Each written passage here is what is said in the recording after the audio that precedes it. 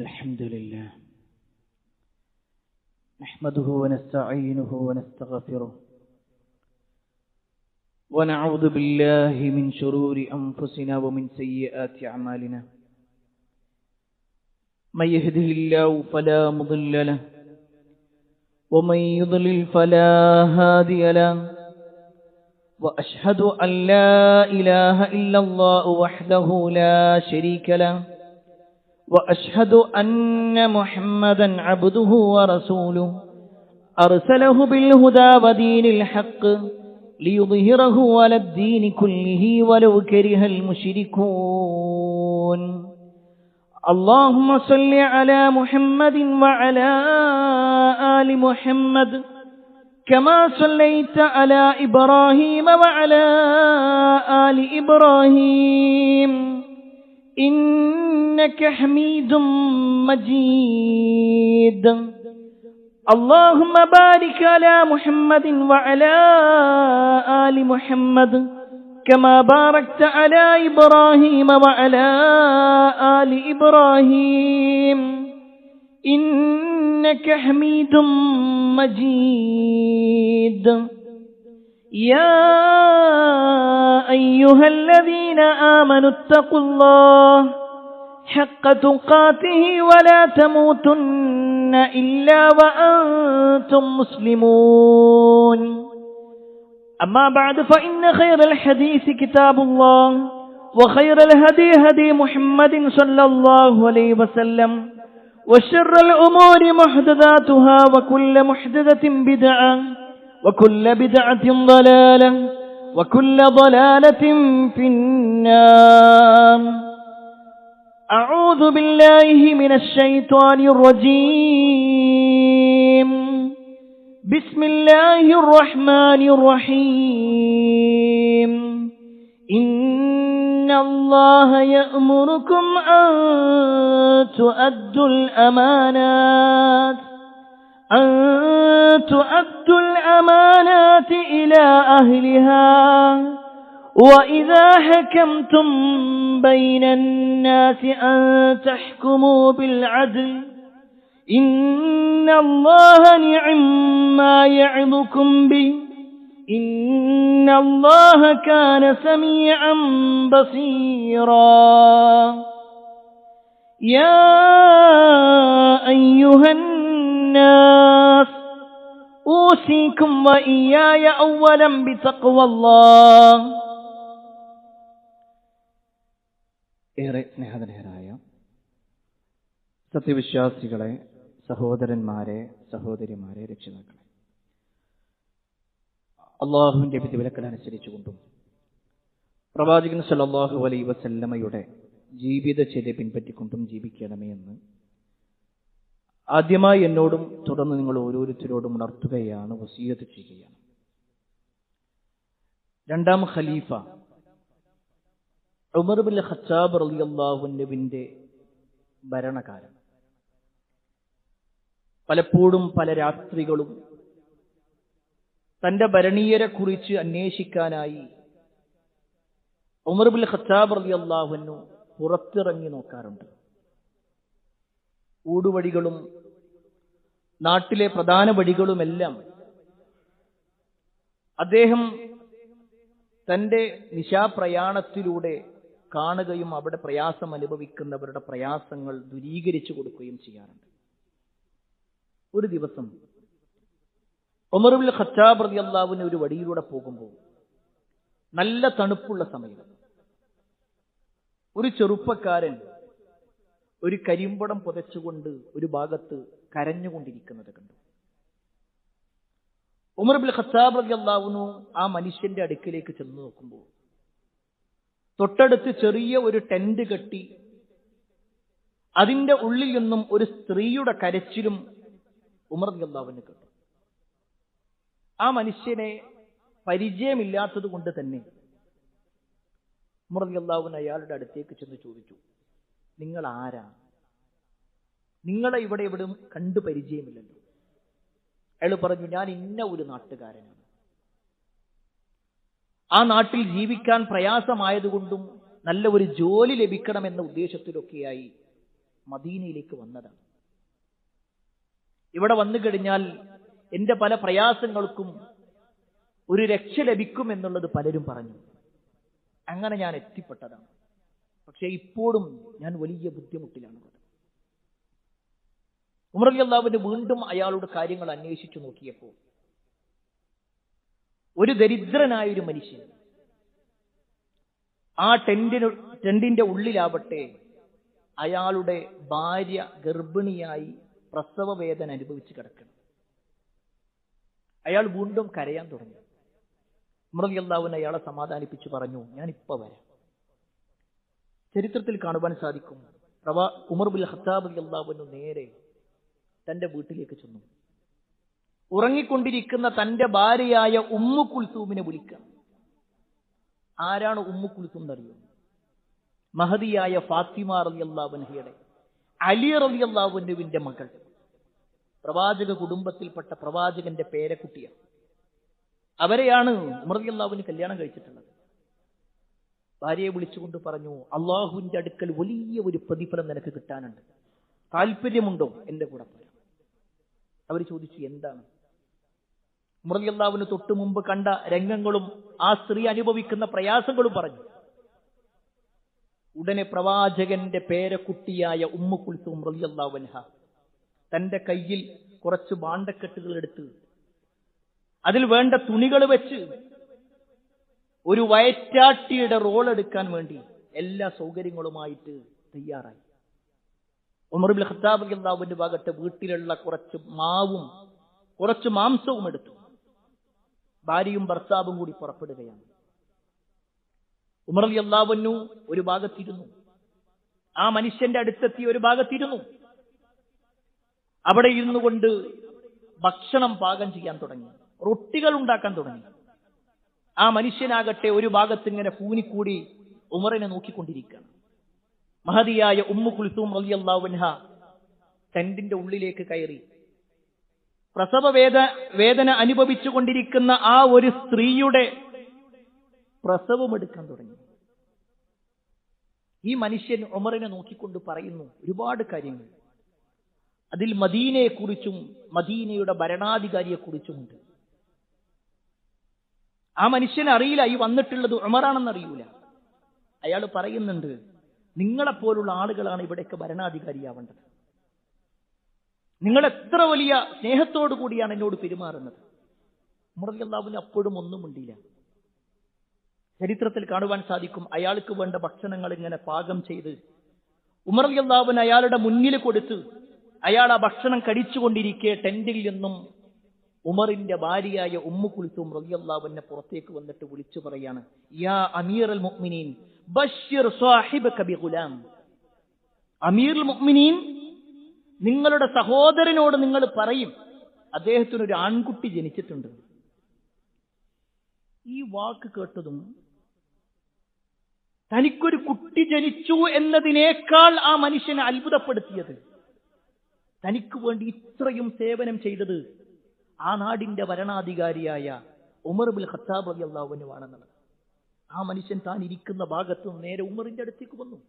ഉമറിന്റെ കൈ പിടിച്ച് ക്ഷമാപണം നടത്തി. ഉമർ റളിയല്ലാഹു അൻഹു പറഞ്ഞു, സഹോദരൻ നീ മാറിയിരിക്ക്, ഞാനിത് വീണ്ടും ഭക്ഷണം ഉണ്ടാക്കട്ടെ, നിങ്ങൾക്ക് വേണ്ടി റെഡിയാക്കട്ടെ.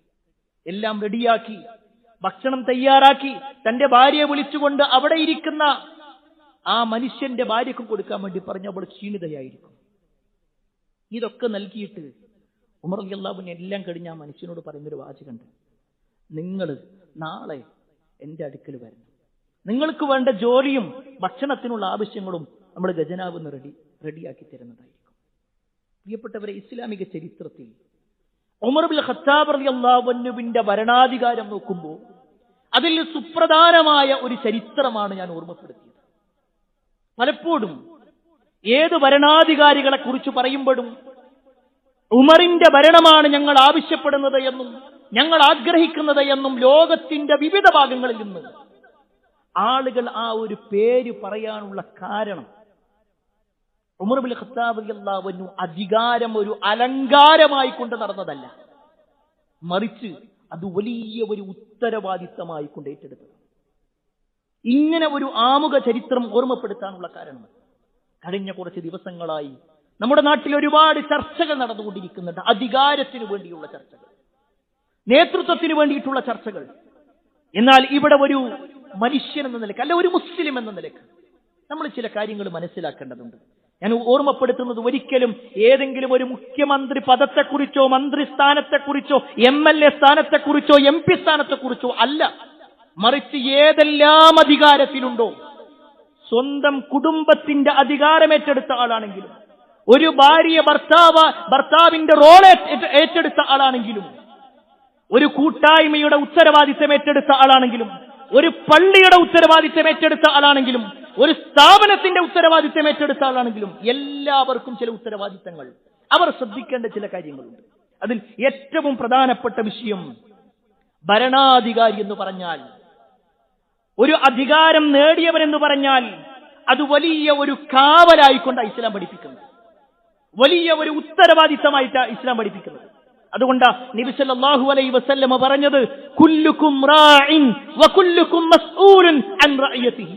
നിങ്ങളെല്ലാവരും നിങ്ങളുടെ ഭരണീയരുടെ കാര്യത്തിൽ ചോദ്യം ചെയ്യപ്പെടുന്നവരാണ്. നിങ്ങളെല്ലാവരും ഭരണാധികാരികളാണ്. എല്ലാവരോടും പറയുന്നത്. അത് ഏതെങ്കിലും പ്രധാനപ്പെട്ട ചില ആളുകളുടെ പേര് പറഞ്ഞിട്ടല്ലേ പറയുന്നത്. നിങ്ങളെല്ലാവരും ഭരണാധികാരികൾ. നിങ്ങളുടെ ഭരണീയരെ കുറിച്ച് നിങ്ങളോട് ചോദ്യം ചെയ്യപ്പെടും.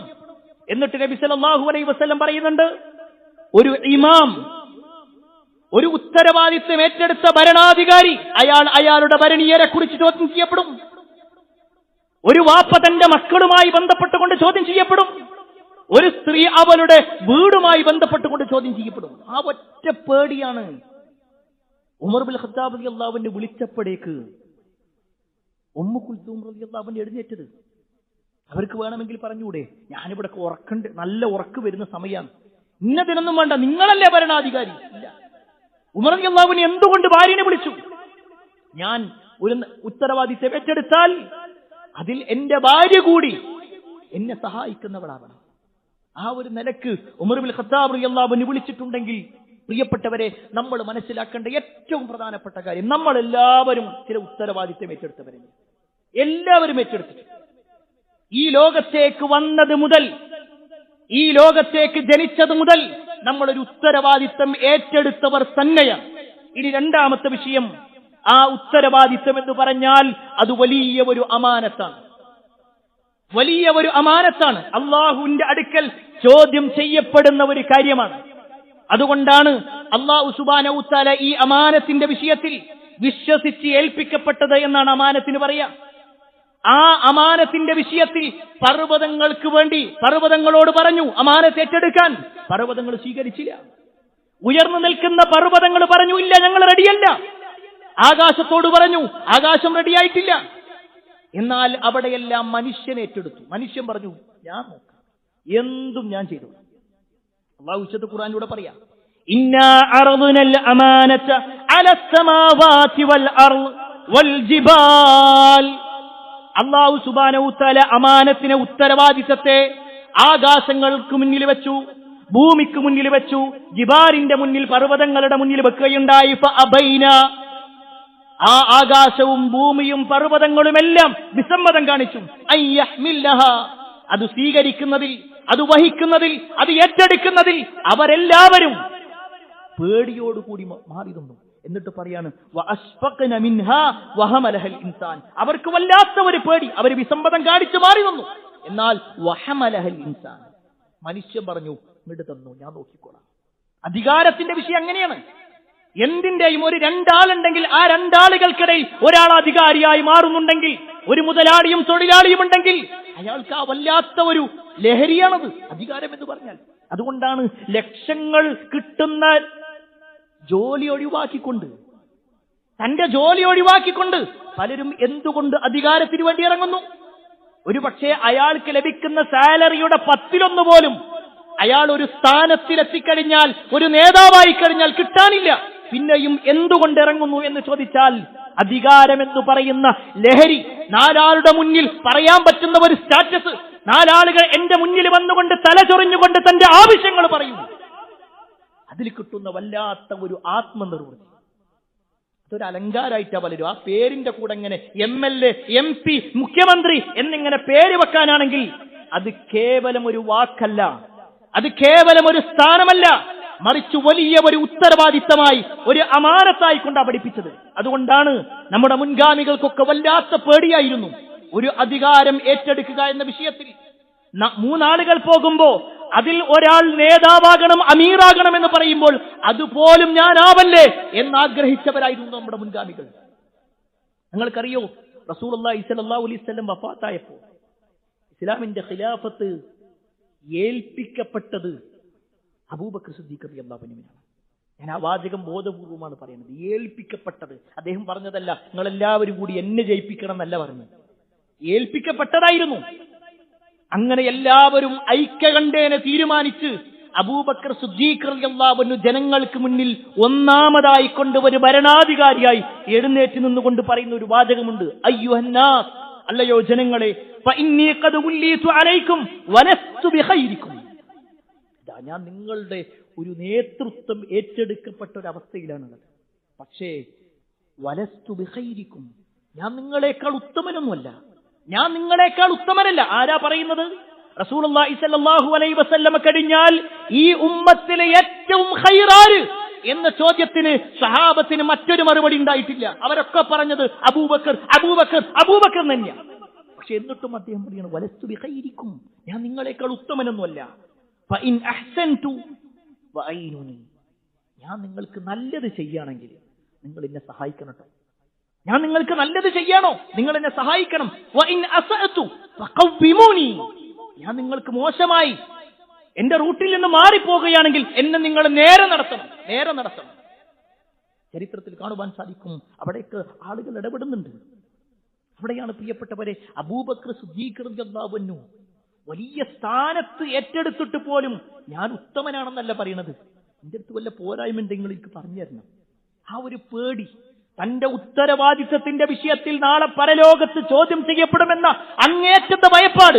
അതുകൊണ്ടാണ് ഉമർ ഇബ്നുൽ ഖത്താബ് റളിയല്ലാഹു അൻഹു രാത്രി കരയാതെ ഇരുന്നു കൊണ്ട് പറഞ്ഞ ചില വാചകങ്ങൾ നമുക്ക് കാണുവാൻ സാധിക്കും. ഉമർ റളിയല്ലാഹു അൻഹു ഖലീഫയായിരിക്കുമ്പോ ഒരു പക്ഷേ അറേബ്യൻ ഉപഭൂഖണ്ഡത്തിലെ ഒട്ടുമിക്ക രാജ്യങ്ങളും ഉമറിന്റെ അധീനതയിലാണുള്ളത്. ഉമറാണ് ഭരണാധികാരി. അവിടെ അദ്ദേഹം പറയുന്നൊരു വാചകമുണ്ട്. യൂഫ്രട്ടീസിന്റെ തീരത്ത് ഒരു ആട്ടിൻകുട്ടി വെള്ളം കിട്ടാതെ മരിച്ചു പോയാൽ, അല്ലെങ്കിൽ അത് നടന്നു പോകുന്ന സമയത്ത് വഴുതിക്കൊണ്ട് ഏതെങ്കിലും താഴ്ചയിലേക്ക് വീണുപോയാൽ നാളെ പരലോകത്ത് അത് വരും. അതിന്റെ പേരിൽ അല്ലാഹു എന്നോട് ചോദ്യം ചെയ്യും. നീ ശ്രദ്ധിച്ചിട്ടില്ലേ? അവിടെയാണ് പ്രിയപ്പെട്ടവരെ നമ്മളൊക്കെ മനസ്സിലാക്കേണ്ടത്. ഒരു ഉത്തരവാദിത്വം, ഒരു ഭർത്താവിന്റെ ഉത്തരവാദിത്വം എന്ന് പറഞ്ഞാൽ ഞാനെല്ലാം ഭരിക്കുന്നവനാണ്, ഈ വീട്ടിലെ കാര്യം ഞാൻ തീരുമാനിക്കും എന്നിങ്ങനെ വലിയ വായിൽ പറയാൻ വേണ്ടിയിട്ടല്ല ഭർത്താവാകുന്നത്. തന്റെ ഭാര്യ അവളുടെ വീട്ടിൽ അനുഭവിക്കുന്നതിനേക്കാൾ വലിയ സുരക്ഷ നമ്മുടെ വീട്ടിൽ കൊടുക്കാൻ നമുക്ക് കഴിയണം. അവളുടെ വീട്ടിൽ അവൾ അനുഭവിക്കുന്ന സൗകര്യങ്ങളെക്കാൾ വലിയ സൗകര്യം നമ്മുടെ വീട്ടിൽ കൊടുക്കാൻ കഴിയണം. അപ്പോഴാണ് ഭർത്താവാകുന്നത്. അതാണ് ഉത്തരവാദിത്വം എന്ന് പറഞ്ഞാൽ. അങ്ങനെ ഏറ്റെടുത്തു കഴിഞ്ഞാൽ അത് കൃത്യമായി നിർവഹിക്കാനും കഴിയണം. നമ്മളൊരു സ്ഥാപനത്തിലാണെങ്കിൽ നമ്മുടെ ഭരണീയരായ ആളുകൾ, ആ സ്ഥാപനത്തിൽ ജോലി ചെയ്യുന്ന ആളുകളുടെ വിഷയത്തിൽ നമുക്ക് പറയാൻ കഴിയണം, ഞാൻ എല്ലാ അർത്ഥത്തിലും അവരെ പരിഗണിക്കുന്നുണ്ട്.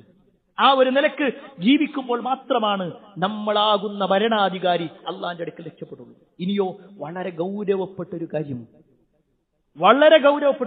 റസൂലുള്ളാഹി സ്വല്ലല്ലാഹു അലൈഹി വസല്ലം പറഞ്ഞു. അധികാരം ചോദിച്ച് നടക്കാൻ പാടില്ല, ചോദിച്ചു വാങ്ങാൻ പാടില്ല. അങ്ങനെ ആർക്കൊക്കെ ലഭിച്ചിട്ടുണ്ടോ അത് നാളെ പരലോകത്ത് അവർക്ക് വല്ലാത്ത അപമാനകരമായി മാറും. ഇത് നബി സല്ലല്ലാഹു അലൈഹി വസല്ലം പറഞ്ഞത് മഹാനായ അബൂദർ ഗിഫാരി റളിയല്ലാഹു അൻഹുവിന്റെ ഒരു ചോദ്യത്തിലായിരുന്നു. അബൂദർ, ആ ഒരു പേര് നമ്മൾ കേട്ടിട്ടുണ്ടാകും. ഇസ്ലാമിക ചരിത്രത്തിൽ സഹാബിമാരുടെ കൂട്ടത്തിൽ വലിയ സ്ഥാനമുള്ള ആളാണ് അബൂദർ. ദുനിയാവിന്റെ വിഷയത്തിലൊന്നും വലിയ താല്പര്യം കാണിക്കാതെ ആഖിറത്തിന് വേണ്ടി നല്ലോണം പണിയെടുക്കുന്ന ആളാണ്. പക്ഷെ ഒരു ദിവസം അബൂദർ ഗിഫാരി റളിയല്ലാഹു അൻഹു റസൂലുള്ളാഹി സ്വല്ലല്ലാഹു അലൈഹി വസല്ലമയുടെ അടുക്കൽ വന്നിട്ട് പറയാണ്, അല്ലാഹുവിന്റെ റസൂലേ, ഒരുപാട് ആളുകൾ ഇങ്ങനെ, നിങ്ങൾ പല ആളുകളെയും ഗവർണറൊക്കെ ആക്കുന്നുണ്ടല്ലോ, അങ്ങനെ വല്ല സ്ഥാനം കിട്ടുകയാണെങ്കിൽ ഇനി നിങ്ങളൊന്ന് വിളിക്കണം, എനിക്കും ഒരു സ്ഥാനം വല്ലതും നിങ്ങൾ തരണം. ആ സമയത്ത് റസൂലുള്ളാഹി സ്വല്ലല്ലാഹു അലൈഹി വസല്ലം അബൂദറിന്റെ തോളിൽ പിടിച്ചിട്ട് പറയാണ്, യാ അബൂദർ ഇന്നക ദഈഫ്. അബൂദറെ, നിങ്ങളൊരു ദുർബലനാണ്. അദ്ദേഹത്തിന്റെ ദൗർബല്യം എന്ന് പറഞ്ഞാൽ ഒരിക്കലും അദ്ദേഹത്തിന് ഈമാനില്ല എന്നല്ല. അദ്ദേഹത്തിന് കഴിവില്ല എന്നല്ല, മറിച്ച് ഒരു അധികാരത്തിന്റെ ഉത്തരവാദിത്വം ഏറ്റെടുത്തുകൊണ്ട് ഒരു നേതൃപാദവം ആ ഒരു നിലക്ക് ഇടപെടാൻ കഴിയുന്ന ഒരാളല്ല. എന്നിട്ട് നബി സല്ലല്ലാഹു അലൈഹി വസല്ലം പറയാണ്, വഇന്നഹാ അമാന. ആ ഒരു സ്ഥാനം എന്ന് പറഞ്ഞാൽ അതൊരു അമാനത്താണ്, അത് വിശ്വസിച്ച് ഏൽപ്പിക്കപ്പെട്ടതാണ്. വഇന്നഹാ യൗമൽ ഖിയാമ ഖിസ്യും വനദാമ. അത് ഏറ്റെടുത്തിട്ട് അത് കൃത്യമായിട്ട് നിർവഹിച്ചിട്ടില്ലെങ്കിൽ നാളെ പരലോകത്ത് അങ്ങേയറ്റത്തെ ഖേദവും അപമാനവുമായിരിക്കും. അതുകൊണ്ട് ഇല്ലാമൻ അഖദഹ ബിഹഖിഹ, അതിന്റെ ഉത്തരവാദിത്വം കൃത്യമായി നിർവഹിക്കാത്ത ആളുകൾക്ക്. ഇവിടെ റസൂലുള്ളാഹി സ്വല്ലല്ലാഹു അലൈഹി വസല്ലം കൃത്യമായിട്ട് പറയണം. പ്രിയപ്പെട്ടവരെ, ഞാൻ വീണ്ടും ഓർമ്മപ്പെടുത്തുന്നു, ഇതൊരിക്കലും ഒരു രാഷ്ട്രീയപരമായ ഉത്തരവാദിത്വത്തിന്റെ കാര്യത്തിലല്ല ഈ വാചകങ്ങളൊക്കെ നമ്മൾ മനസ്സിലാക്കേണ്ടത്. നമ്മളാകുന്ന ഉത്തരവാദിത്വം ഏറ്റെടുത്തവരുണ്ട്. നമ്മുടെ കുടുംബത്തിന്റെ വിഷയത്തിലും സ്ഥാപനത്തിന്റെ വിഷയത്തിലും പള്ളിയുടെ വിഷയത്തിലും കൂട്ടായ്മയുടെ വിഷയത്തിലും നമ്മൾ ഉൾക്കൊള്ളുന്ന ഏതെല്ലാം കമ്മ്യൂണിറ്റി ഉണ്ടോ അതിന്റെ എല്ലാം ഏതൊക്കെയോ ഭാഗത്ത് നമ്മളുണ്ട്. എങ്കിൽ ഈ പറഞ്ഞ ഉത്തരവാദിത്തങ്ങൾ കൃത്യമാകണം. അതുപോലെ തന്നെ നാലാമത്തെ വിഷയം, നീതിയോടുകൂടി വർത്തിക്കാൻ കഴിയണം. പലപ്പോഴും ഖേദകരമെന്ന് പറയട്ടെ, പലപ്പോഴും പല അധികാരം കിട്ടിക്കഴിഞ്ഞാൽ തന്നെ അധികാരത്തിലേക്ക് എത്തിച്ച ആളുകൾക്ക് പ്രത്യേകമായ പരിഗണന. അങ്ങനെയാണ് പലരും ഉള്ളത്. ഒരിക്കലും ഒരു വിശ്വാസിയെ സംബന്ധിച്ചിടത്തോളം അത് പറ്റൂലാണ്. കാരണം അധികാരം എന്നുള്ളത് അർഹരായവരിലേക്ക് എത്തിക്കാനുള്ള ഒരു വഴിയാണ്. അവകാശങ്ങൾ അർഹരിലേക്ക് കൊടുക്കേണ്ടത്. അനർഹമായി കൊണ്ട് സമ്പാദിക്കുവാനോ അനർഹമായി കൊണ്ട് കൊടുക്കുവാനോ അനീതിയായി കൊണ്ട് പ്രവർത്തിക്കാനോ പാടില്ല. ആ വിഷയത്തിൽ നമ്മുടെ ആയത്ത് മനസ്സിലാക്കണം. ഞാൻ തുടക്കത്തിൽ ഓതി വെച്ച ആയത്ത് അല്ലാഹു സുബ്ഹാനഹു വ തആല പറയാ, ഇന്നല്ലാഹ യഅ്മുറുക്കും അൻ തുഅദ്ദുൽ അമാനാതി ഇലാ അഹ്ലിഹാ വഇദാ ഹകംതും ബൈനൻ നാസ് അൻ തഹ്കുമൂ ബിൽ അദ്ൽ. ഇന്നല്ലാഹ യഅ്മുറുക്കും, അല്ലാഹു സുബ്ഹാനഹു വ തആല നിങ്ങളോട് കൽപ്പിച്ചിരിക്കുകയാണ്, അൻ തുഅദ്ദുൽ അമാനാത്ത്, അമാനത്തുകൾ വിശ്വസിച്ച് ഏൽപ്പിക്കപ്പെട്ടത് അതിന്റെ അവകാശികൾക്ക് നിങ്ങൾ നൽകണേ. ഇലാ അഹ്ലിഹാ വഇദാ ഹകംതും ബൈനൻ നാസ് അൻ തഹ്കുമൂ ബിൽ അദ്ൽ. നിങ്ങൾ ആളുകൾക്കിടയിൽ ഏതെങ്കിലും നിയമങ്ങൾ വർത്തിക്കുകയാണെങ്കിൽ, നിയമങ്ങൾ പറയുകയാണെങ്കിൽ, അൻ തഹ്കുമൂ ബിൽ അദ്ൽ, നിങ്ങൾ നീതിയോടുകൂടി വർത്തിക്കണം. ജനങ്ങൾക്ക് നിയമം പറയാണോ എന്ന നീതിയോടുകൂടിയായിരിക്കണം. ജനങ്ങളുടെ വിഷയത്തിൽ ഉത്തരവാദിത്വം ഏറ്റെടുത്തിട്ടുണ്ടോ ആ അമാനത്ത് കൃത്യമായി നിർവഹിക്കണം. ഈ ആയത്തിറങ്ങാനുണ്ടായ സാഹചര്യം കൂടി നമ്മളത് മനസ്സിലാക്കണം. റസൂലുള്ളാഹി സ്വല്ലല്ലാഹു അലൈഹി വസല്ലമ മദീനയിൽ നിന്ന് മക്കയിലേക്ക് വരികയാണ്, മക്ക വിജയത്തിന് വേണ്ടി. മക്ക വിജയവുമായി ബന്ധപ്പെട്ടുകൊണ്ട് റസൂലുള്ളാഹി സ്വല്ലല്ലാഹു അലൈഹി വസല്ലമ എത്തി. പ്രവാചകൻ സല്ലല്ലാഹു അലൈഹി വസല്ലമ കഅബത്തിന്റെ പരിസരത്തുണ്ടായിരുന്ന 300 ചില്ലാനം വരുന്ന ബിംബങ്ങളെ മുഴുവൻ അവിടെ നിന്ന് നീക്കി. എന്നിട്ട് പ്രവാചകൻ സല്ലല്ലാഹു അലൈഹി വസല്ലമ കഅബത്തിന്റെ ഉള്ളിലേക്ക് കയറാൻ നോക്കുമ്പോൾ കഅബയുടെ കവാടം അടക്കപ്പെട്ടിട്ടുണ്ട്, കഅബയുടെ വാതിൽ അടക്കപ്പെട്ടു. നബി സല്ലല്ലാഹു അലൈഹി വസല്ലമ ചോദിച്ചു, ആരുടെ കയ്യിലാണ് കഅബയുടെ താക്കോലുള്ളത്?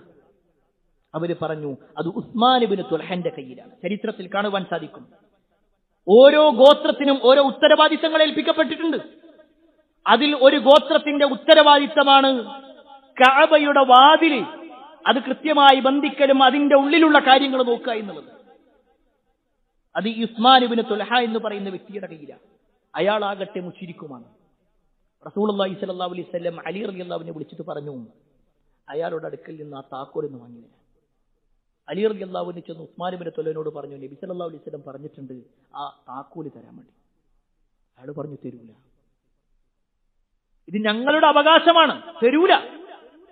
ചരിത്രത്തിൽ കാണുവാൻ സാധിക്കും, അലി റളിയല്ലാഹു അൻഹു ഒരു ബലപ്രയോഗത്തിലൂടെ അയാളുടെ കയ്യിൽ നിന്ന് വാങ്ങി. ഇത് നബി സല്ലല്ലാഹു അലൈഹി വസല്ലം അറിയുന്നില്ല.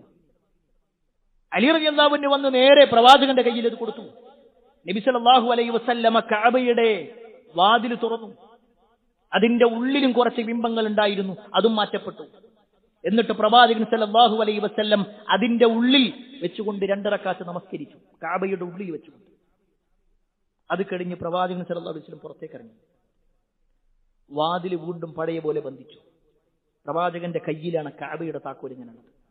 ഉടനെ നബി സല്ലല്ലാഹു അലൈഹി വസല്ലമയുടെ എളാപ്പയായ അബ്ബാസ് റളിയല്ലാഹു അൻഹു മുന്നിലേക്ക് വന്നു. എന്നിട്ട് പറഞ്ഞു, അല്ലാഹുവിന്റെ റസൂലേ, അതിന്റെ കയ്യിൽ തരും, അതിന്റെ കയ്യിൽ തരും, ഞാൻ നോക്കിക്കോളാം. മക്കൾക്കാർക്കിടയിൽ വലിയ സ്ഥാനമുള്ള ആള് തന്നെയാണ് അബ്ബാസ് റളിയല്ലാഹു അൻഹു. നബി സല്ലല്ലാഹു അലൈഹി വസല്ലമ നോക്കി നിൽക്കെ പ്രവാചകനിലേക്ക് ഒരു വഹി ഇറക്കപ്പെടുകയാണ്. ഇന്നല്ലാഹ യഅ്മുറുക്കും അൻ തുഅദ്ദുൽ അമാനാതി ഇലാ അഹ്ലിഹാ. അമാനത്തുകൾ വിശ്വസിച്ചേൽപ്പിക്കപ്പെട്ടത് അതിന്റെ ആളുകൾക്ക് തന്നെ കൊടുക്കണം. നിങ്ങൾ നീതിയോടുകൂടി വർത്തിക്കണം. അന്നും കഅബയുടെ കവാടത്തിന്റെ വാതിലുള്ളത് മുശ്രിക്കിന്റെ കയ്യിലാണെന്നറിയാം. നബി സല്ലല്ലാഹു അലൈഹി വസല്ലമ പറഞ്ഞു, അലി റളിയല്ലാഹുവിന്റെ കയ്യിൽ കൊടുത്തിട്ട് പറയാണ്, ഇത് തിരിച്ച് നിങ്ങൾ വാങ്ങിയ ആളുടെ തന്നെ കൊണ്ടുപോയി കൊടുക്കണം. അയാളോട് ചില ഉദുറുകളും നിങ്ങൾ പറയണം. ചരിത്രത്തിൽ കാണുവാൻ സാധിക്കും, അലി റളിയല്ലാഹു അൻഹു ഉസ്മാൻ ഇബ്നു ത്വലഹന്റെ അടുത്തേക്ക് വന്നു. ഇന്ന് ഉസ്മാന്റെ കയ്യിൽ, ഉസ്മാൻ ഇബ്നു ത്വലഹന്റെ കയ്യിലേക്ക് ഈ വാതിലിന്റെ താക്കോല് കൊടുക്കുമ്പോൾ അയാൾ നിരസിച്ചു. എനിക്ക് വേണ്ട.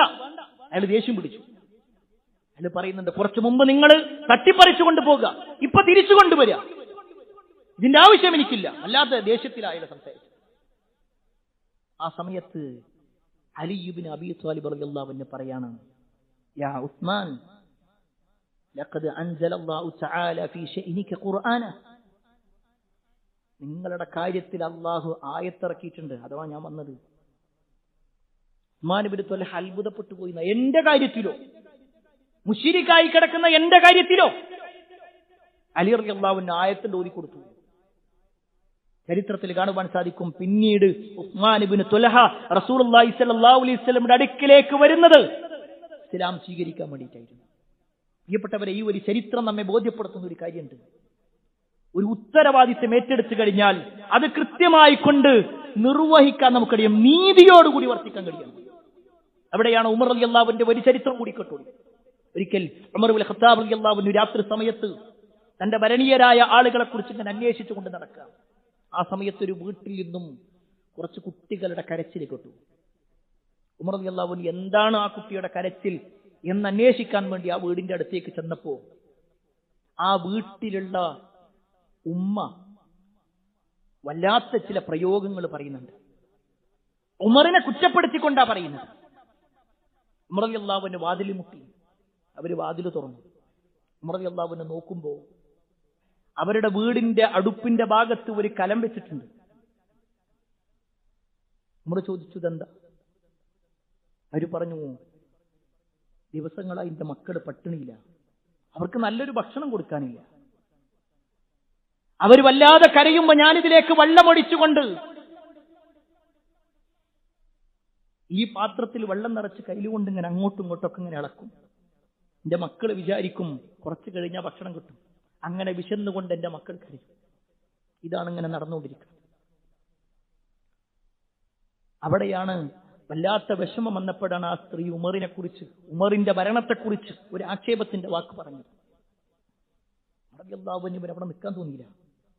അദ്ദേഹം വേഗം തന്റെ വീട്ടിലേക്ക് ചെന്നു. അദ്ദേഹത്തിന്റെ കൂടെ അസ്ലം റളിയല്ലാഹു അൻഹു ഉണ്ടായിരുന്നു. ഉമർ റളിയല്ലാഹു അൻഹു തന്റെ വീട്ടിലെടുത്തു വെച്ചിട്ടുള്ള, തനിക്ക് കഴിക്കാൻ വേണ്ടി മാറ്റിവെച്ചിട്ടുള്ള ഒരു ഗോതമ്പിന്റെ ചാക്ക് തന്റെ ചുമലിൽ വെച്ചു.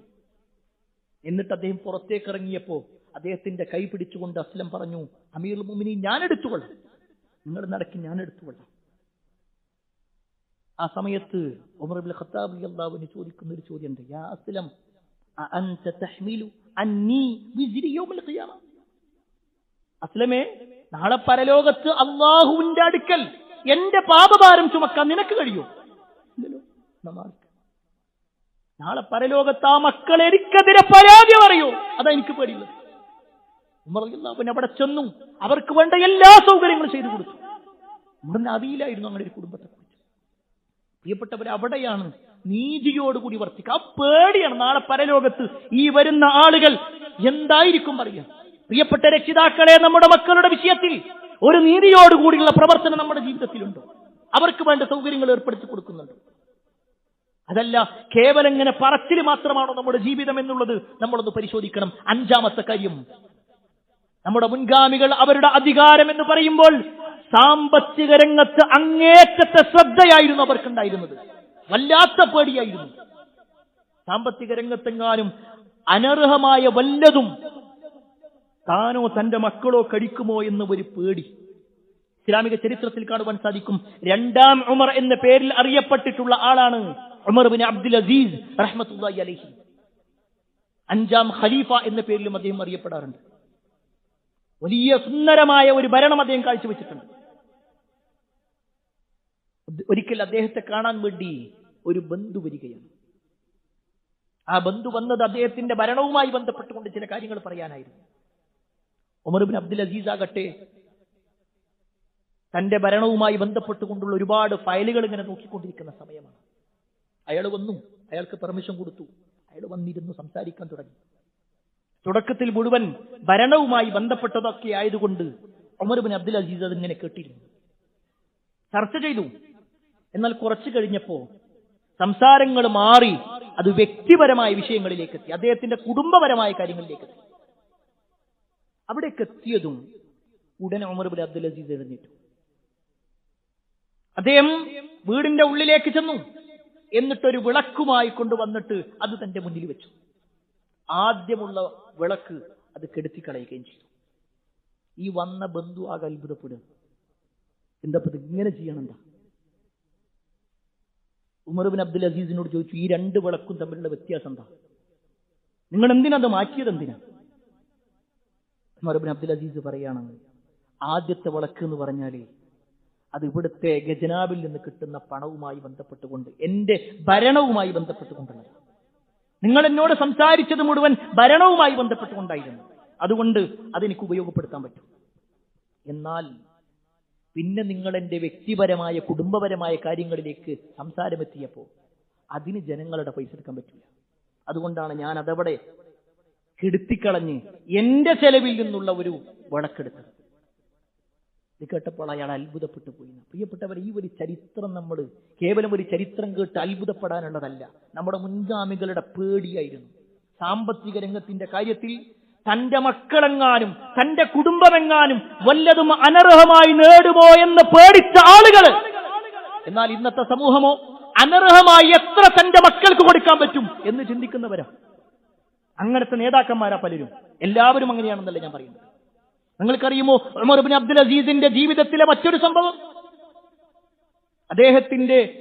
അദ്ദേഹം ഭരണാധികാരിയായിരിക്കുന്ന സമയത്ത് ഖജനാവിലേക്ക് ഒരുപാട് ആപ്പിളുകൾ കൊണ്ടുവരപ്പെട്ടു. മറ്റു പ്രദേശങ്ങളിൽ നിന്ന് കിട്ടിയതാണ്. ഒരുപാട് ആപ്പിളുകൾ ഇങ്ങനെ കിടക്കുന്നത് കണ്ടപ്പോ അദ്ദേഹത്തിന്റെ ഒരു മകൻ, ചെറിയ കുട്ടിയാണ്, ആ കുട്ടിയെടുത്തിട്ട് ഒരു ആപ്പിളുമായിട്ട് വരികയാണ്. ഇത് കണ്ടതും ഉമർ ബിൻ അബ്ദുൽ അസീസ് ഓടിച്ചെന്നുകൊണ്ട് ആ കുട്ടിയുടെ കയ്യിൽ നിന്നും ആപ്പിൾ വാങ്ങി. ആ കുട്ടി ഒരുപാട് കരഞ്ഞു. ഉമർ ബിൻ അബ്ദുൽ അസീസ് അത് വാങ്ങി നേരെ പൊതുഖജനാവിന്റെ ഭാഗത്തേക്ക് ഏൽപ്പിച്ചു. ചരിത്രത്തിൽ കാണുവാൻ സാധിക്കും, ഈ മകന്റെ കരച്ചിൽ കണ്ടപ്പോ ഉമർ ബിൻ അബ്ദുൽ അസീസിന്റെ ഭാര്യയ്ക്ക് വിഷമം തോന്നി. അവര് നേരെ അങ്ങാടിയിലേക്ക് പോയി. എന്നിട്ട് ഒരു ആപ്പിളുമായിട്ട് വന്നു. അത് തന്റെ മകന്റെ കയ്യിൽ കൊടുത്തു. കുറച്ചു കഴിഞ്ഞ് ഉമർ ബിൻ അബ്ദുൽ അസീസ് വന്ന സമയത്ത് അദ്ദേഹം കാണുന്നത് തന്റെ മകന്റെ കയ്യിൽ വീണ്ടും ആപ്പിൾ. അദ്ദേഹം ഓടിച്ചെന്നത് വാങ്ങണം. അപ്പൊ ഭാര്യ പറഞ്ഞു, അത് നിങ്ങൾ ഉദ്ദേശിച്ച ആപ്പിളല്ല, അത് ഞാൻ പണം കൊടുത്തു വാങ്ങിയതാ. അദ്ദേഹം ആ ആപ്പിൾ മകന്റെ കയ്യിൽ തിരിച്ചു കൊടുത്തു. എന്നിട്ട് കരഞ്ഞുകൊണ്ട് പറയുന്ന ഒരു വാചകമുണ്ട്, വല്ലാഹി ലഖദ് ഇൻതസഅതുഹാ മിൻ ഫീ ഇബ്നി വകഅന്നമാ അൻതസിഹ മിൻ ഖൽബി. അല്ലാഹുവേ, നീ തന്നെയാണ് സത്യം. എന്റെ കുട്ടിന്റെ കയ്യിൽ നിന്ന് ഞാൻ ആ ആപ്പിൾ വാങ്ങുമ്പോ എന്റെ കൽബ് പറിച്ചെടുത്തിട്ടാണ് ഞാൻ വാങ്ങണത്. എന്റെ കുട്ടിക്ക് കൊടുക്കാൻ എനിക്ക് വലിയ ആഗ്രഹമുണ്ട്. പക്ഷേ എന്നെ പേടിപ്പിക്കുന്ന കാര്യം, എനിക്ക് വല്ലാത്ത പേടിയുണ്ടാക്കുന്നത്, വെറുപ്പുണ്ടാക്കുന്ന കാര്യം, നാളെ പരലോകത്ത് ഞാൻ അല്ലാഹനെ കണ്ടുമുട്ടും. മുസ്ലിമിന്റെ സമ്പത്തിൽ നിന്ന് ഒരു ആപ്പിൾ കയ്യിൽ പിടിച്ചുകൊണ്ട് നാളെ പരലോകത്ത് അല്ലാഹന്റെ മുന്നിൽ നിൽക്കുന്ന പേടിയാണ് എനിക്കുള്ളത്. അല്ലാത്ത വാക്കാണ് നോക്കി. പ്രിയപ്പെട്ടവർ, അവിടെയാണ് നമ്മളൊക്കെ പരിശോധിക്കേണ്ടത്. നമ്മളൊക്കെ ജീവിതത്തിൽ അനർഹമായത് ഒന്നുമില്ല എന്ന് ഉറപ്പിക്കാൻ കഴിയും. നമ്മളൊരു ഉത്തരവാദിത്തം ഏൽപ്പിച്ചിട്ടുണ്ടെങ്കിൽ ആ ഉത്തരവാദിത്തം കൃത്യമായി നമ്മൾ നിർവഹിക്കണം. അതിനപ്പുറത്തേക്ക് അതിൽ നിന്ന് വല്ലതും മാറ്റിവെക്കുവാനോ വല്ലതും സ്വന്തം കാര്യത്തിലേക്ക് മാറ്റിവെക്കാനോ ഒന്നും പാടില്ല. ഇതൊക്കെ മനസ്സിലാക്കുമ്പോൾ തന്നെ വളരെ ഗൗരവപ്പെട്ട ഒരു വിഷയം കൂടിയുണ്ട്. ഒരാൾ അധികാരം ഏറ്റെടുത്ത് കൃത്യമായിട്ട് നിർവഹിക്കുമ്പോൾ ആ അധികാരം ഏറ്റെടുത്ത ആളുകളെ അങ്ങേയറ്റം ഒന്നുമല്ലാതാക്കാനുള്ള വാക്കുകളുമായി കടന്നു വരുന്നവർ, ആക്ഷേപങ്ങളുമായി കടന്നു വരുന്നവർ, കൃത്യമായി കൊണ്ട് ആ അധികാരം നിർവഹിക്കാൻ സമ്മതിക്കാത്ത ആളുകൾ സമൂഹത്തിൽ കാണാൻ കഴിയും. അതെന്തിന്റെയാണെങ്കിലും ഒരു സമൂഹത്തിന്റെ ഉത്തരവാദിത്വം ഏറ്റെടുത്തു, ഒരു സംഘടനയുടെ ഉത്തരവാദിത്വം ഏറ്റെടുത്തു, ഒരു പള്ളിയുടെ ഉത്തരവാദിത്വം ഏറ്റെടുത്തു, ഒരു കുടുംബത്തിന്റെ ഉത്തരവാദിത്വം ഏറ്റെടുത്തു. എന്ത് തന്നെയാണെങ്കിലും അവർക്കെതിരെ ആരോപണങ്ങളുമായിട്ട് വരികയാണ് വലിയ ഗൗരവമുള്ള വിഷയം. അത് നിസ്സാരമായൊരു കാര്യമല്ല. വ്യക്തമായ തെളിവുകളില്ലാതെ ആക്ഷേപങ്ങൾ പറയുമ്പോൾ നമ്മൾ കൃത്യമായി മനസ്സിലാക്കേണ്ട ഒരു കാര്യമുണ്ട്. പരലോകത്ത് അല്ലാഹുവിന്റെ അടുക്കൽ നമ്മൾ നമ്മുടെ നാവിൽ നിന്ന് വരുന്നൊരു വാക്കല്ലത് നമ്മുടെ പരലോകത്ത് സ്വർഗവും നരകവും തീരുമാനിക്കുന്ന ഒരു കാര്യമാണ്. അതുകൊണ്ട് തന്നെ നേതൃത്വത്തിലുള്ള ആളുകളെ കുറിച്ച് ആക്ഷേപങ്ങൾ പറയുന്നത് വലിയ ഗൗരവത്തോടുകൂടിയാണ് ഇസ്ലാം പഠിപ്പിക്കുന്നത്. അങ്ങനത്തെ ഒരു വാക്ക് സംസാരിക്കുവാൻ പാടില്ല എന്ന് മാത്രമല്ല, അവർക്ക് വേണ്ടി പ്രാർത്ഥിക്കുക എന്നുള്ളതാണ് ഇസ്ലാം പഠിപ്പിച്ചത്. അവർക്ക് വേണ്ടി പ്രാർത്ഥിക്കുക. ഇസ്ലാമിക ചരിത്രത്തിൽ കാണുവാൻ സാധിക്കും, മഹാനായ ഇമാം അഹ്മദ് ബിൻ ഹംബൽ റഹ്മത്തുള്ളാഹി അലൈഹി, അദ്ദേഹം ജീവിച്ചിരിക്കുന്ന കാലഘട്ടത്തിലെ ഭരണാധികാരികൾ ഇസ്ലാമിന്റെ കാര്യത്തിൽ അങ്ങേയറ്റം എതിർപ്പുമായി കൊണ്ട് കടന്നു വന്ന ആളുകളാണ്. പുതിയ പുതിയ കുറെ കാര്യങ്ങളുമായി കടന്നു വന്നവരാണ്. ചരിത്രത്തിൽ കാണുവാൻ സാധിക്കും, അദ്ദേഹം പറയാണ്, ലൗ കാനത്തിൽ ദഅവത്തുൻ മുസ്തജാബ, എനിക്കെങ്ങാനും ഉത്തരം കിട്ടുന്ന ഒരു പ്രാർത്ഥനയുണ്ടാകുമായിരുന്നെങ്കിൽ ലജഅൽതുഹാ ഫി സുൽത്താൻ, എന്റെ ഭരണാധികാരിക്ക് വേണ്ടി ഞാൻ പ്രാർത്ഥിക്കുമായിരുന്നു, അദ്ദേഹത്തിന്റെ ഖൈറിന് വേണ്ടിയിട്ട്. ആ ഒരു വാക്ക് ആളുകൾ ചോദിച്ചു, എന്തിനാ നിങ്ങൾ അങ്ങനെ പ്രാർത്ഥിക്കേണ്ടത്? അദ്ദേഹം പറയാണ്, ഞാൻ എനിക്ക് വേണ്ടി പ്രാർത്ഥിച്ചാൽ അത് എനിക്ക് മാത്രം ഉണ്ടാകാം, എന്നാൽ ആ ഭരണാധികാരി നന്നായി കഴിഞ്ഞാൽ ഒരു നാട് മുഴുവൻ നന്നാകും. എത്ര സുന്ദരമാണ് ആ വാക്കുകളൊക്കെ. അതുകൊണ്ട് പ്രിയപ്പെട്ടവരെ, വളരെ ഗൗരവപ്പെട്ട വിഷയം. നമ്മൾ എന്തെങ്കിലുമൊക്കെ വിളിച്ചു പറയാം, മറ്റുള്ളവരെ കുറിച്ചൊക്കെ ആക്ഷേപങ്ങൾ പറയാം, സാമ്പത്തിക ആരോപണങ്ങൾ പറയാം, മറ്റു ഇതര ആരോപണങ്ങൾ പറയാം. വളരെ ഗൗരവപ്പെട്ട വിഷയമാണ്. അത്തരത്തിലുള്ള സംസാരങ്ങൾ ഒരു വിശ്വാസിയുടെ നാവിൽ നിന്നും ഉണ്ടാകുകയില്ല എന്നുകൂടി നമ്മൾ മനസ്സിലാക്കുക. ഈ പറഞ്ഞ ഓരോ വിഷയങ്ങളും അമാനത്തുമായി, ഉത്തരവാദിത്വവുമായി, അധികാരവുമായി ബന്ധപ്പെട്ടുകൊണ്ടുള്ളതാണ്. നമ്മൾ ഏൽപ്പിക്കപ്പെട്ട ഉത്തരവാദിത്തങ്ങൾ കൃത്യമായി നിർവഹിച്ച് മുന്നോട്ട് പോകുക. അല്ലാഹു സുബ്ഹാനഹു വ തആല അത്തരത്തിലുള്ള ആളുകളിൽ നമ്മെ ഏവരെയും ഉൾപ്പെടുത്തുമാറാവട്ടെ.